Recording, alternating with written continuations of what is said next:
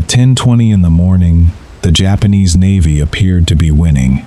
Four of the most powerful aircraft carriers in the Pacific had launched devastating attacks. American torpedo bombers had been shot down. American pilots were running low on fuel, and somewhere beneath the clouds, the Japanese carrier fleet was preparing to strike again. Then, almost simultaneously, American dive bombers appeared in the sky. What happened next would take only a few minutes. 3 Japanese aircraft carriers would be left burning. Hundreds of aircraft would be destroyed, and the balance of power in the Pacific would change forever. But the American pilots diving toward those carriers did not know they were about to become part of one of the most important moments in naval history.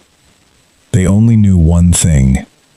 They had finally found the enemy. And now, they had to... June 4th, 1942. 6 months earlier, Japanese aircraft had attacked Pearl Harbor, devastating the American Pacific Fleet and drawing the United States into the Second World War. Now, Japan wanted to finish the job. The target was Midway Atoll, a tiny piece of land in the middle of the Pacific Ocean.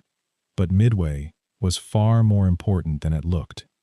If Japan captured it, the island could become a forward base for operations deeper into the Pacific, and the Japanese commander responsible for the operation had an even bigger goal. Admiral Isoroku Yamamoto wanted to destroy America's remaining aircraft carriers. He believed that if the American carrier fleet could be eliminated, Japan could dominate the Pacific. The Japanese operation was enormous, but there was one problem. The Americans were waiting. Unknown to Yamamoto, American naval intelligence had managed to break enough of the Japanese naval code to determine that an operation against a location identified as AF was coming. Commander Joseph Rochefort and his intelligence team at Station Hypo in Hawaii played a crucial role in uncovering the Japanese plan. Admiral Chester Nimitz now had something incredibly valuable: information. He knew the Japanese were coming, and he knew where to wait. The Americans were preparing an ambush, but knowing where the enemy would appear was only the beginning. The real question was, could the American carriers find them before the Japanese found them? Before sunrise, the Japanese carrier force was already moving toward Midway.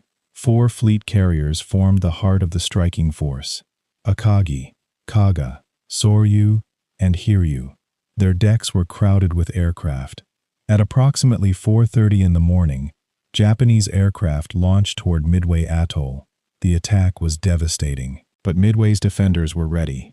American aircraft launched from the island to attack the Japanese carriers, and soon, American carrier aircraft began searching for the Japanese fleet. But the American attacks came in waves, and many of those waves never found their target. Some aircraft were lost. Others were forced to turn back. Then came one of the most tragic episodes of the battle. American torpedo bombers attacked the Japanese carriers without adequate fighter protection. The slow, outdated TBD Devastators flew dangerously low over the ocean. Japanese Zero fighters attacked them. Anti-aircraft guns opened fire. One by one, American aircraft disappeared into the Pacific. The attacks failed to score a single torpedo hit, but something unexpected was happening.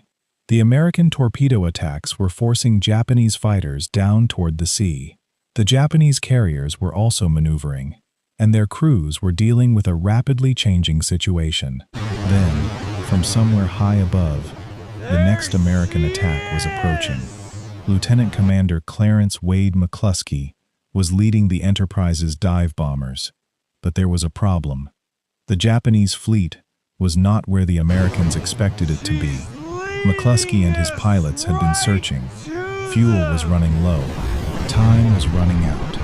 If they failed to find the Japanese carriers, they might not have enough fuel to return to the USS Enterprise. Then McClusky saw something. Far below, a Japanese destroyer was racing across the ocean. It was the Arashi. The destroyer had been moving rapidly after attacking the American submarine USS Nautilus. McClusky made a decision. He followed the destroyer's wake. It was a decision that would change history. The American pilots continued searching, and then they saw them. The Japanese carrier force. Below the clouds, 4 carriers, surrounded by ships, and now completely exposed. It was around 10:22 in the morning. The Japanese carriers had been preparing aircraft for another strike. Their decks and hangar spaces were busy. Aircraft were being serviced. Weapons were being handled. Fuel was being moved. The Japanese had no idea what was coming. High above them, American dive bombers were preparing to attack. McClusky's Enterprise aircraft were approaching, and from another direction, dive bombers from USS Yorktown were also closing in. Among the Enterprise pilots was Lieutenant Commander Richard Best. Best was leading Bombing Squadron 6. He and his men were about to attack the Japanese flagship, Akagi. The American dive bombers began their descent. The SBD Dauntless was perfectly suited for this kind of attack. Its perforated dive brakes allowed the aircraft to dive steeply toward the target while maintaining control. The pilots pushed over. The horizon disappeared. The ocean seemed to rise toward them. Japanese anti-aircraft guns opened fire, but the American bombers continued downward. One bomb struck the Kaga, then another. Explosions ripped through the carrier. Fires spread rapidly. The Japanese aircraft carrier that had once launched attacks across the Pacific was now burning. Nearby, the Soryu was also hit. Bombs tore into the ship. The damage was catastrophic. And then came the attack on Akagi. Richard Best and his pilots descended toward the Japanese flagship. Best released his bomb. It struck the carrier. The explosion ripped through the ship. Other bombs followed. Within minutes, 3 Japanese fleet carriers had been devastated. Akagi, Kaga, Soryu. 3 of the 4 carriers that had sailed toward Midway were now burning. The transformation was astonishing. Only moments earlier, Japan's carrier force had been preparing to launch another attack. Now, its formation was collapsing. The battle had changed, and it had changed with extraordinary speed. But the Americans had not destroyed the entire Japanese carrier force. One carrier remained, Soryu, and her crew was not finished.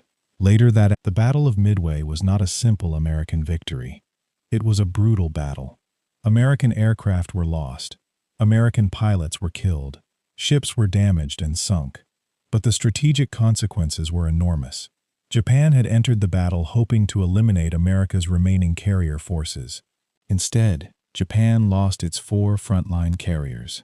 The loss was especially devastating because Japan had built its early war success around carrier aviation. Experienced pilots were among the most valuable resources in the Japanese military, and many of them were now dead. The industrial balance of the war was also changing. The United States possessed enormous industrial capacity. Japan did not have the same ability to replace experienced personnel and major warships. Midway did not end the Pacific War. It did not make Japan immediately defenseless, but it changed the direction of the war. The Japanese advance across the Pacific had been stopped. The initiative was beginning to shift, and from this point forward, Japan would increasingly find itself fighting a war it could no longer control. So what actually happened during those critical minutes? Was Midway won by luck? By intelligence? By courage? The answer is all 3. American codebreakers helped Nimitz understand where the Japanese were going. American commanders positioned their forces accordingly. American scouts searched for the enemy. McClusky continued his search when turning back would have been easier. And American pilots attacked when they finally found their targets. But there was another factor. The Japanese carriers were caught at a moment of extraordinary vulnerability. The battle had created a rapidly changing tactical situation. Japanese aircraft were being prepared. Fighters were being launched and recovered. The carriers were maneuvering, and American attacks were arriving from different directions. The Japanese carrier force had been caught in a dangerous transition. Within minutes, the situation went from control to chaos. That is why the Battle of Midway remains one of the most studied naval battles in history. It demonstrates how intelligence, timing, decision-making, and human courage can combine to produce consequences far greater than the size of the forces involved. The battle did not guarantee American victory in the Pacific, but it gave the United States something incredibly valuable: time and momentum. Today, the waters around Midway are quiet. There are no carrier battle groups racing across the horizon, no formations of aircraft rising into the morning sky, but beneath the surface of the Pacific, the history remains. The men who fought at Midway could not have known exactly what their actions would mean. The pilots who climbed into their aircraft did not know they were about to become legends. The codebreakers did not know their work would help shape the course of a global war. And the sailors aboard the carriers could not know that the battle unfolding around them would become one of the most important naval victories in American history. They were simply doing their jobs, searching, flying, fighting, and trying to survive. The Battle of Midway was not won in a single moment. It was the result of intelligence, preparation, sacrifice, courage, and decisions made under unimaginable pressure. But somewhere around 10:20 on the morning of June 4, 1942, the balance of power in the Pacific began to change, and in the smoke rising from 3 burning Japanese carriers, the United States saw the first unmistakable sign that the war could be won.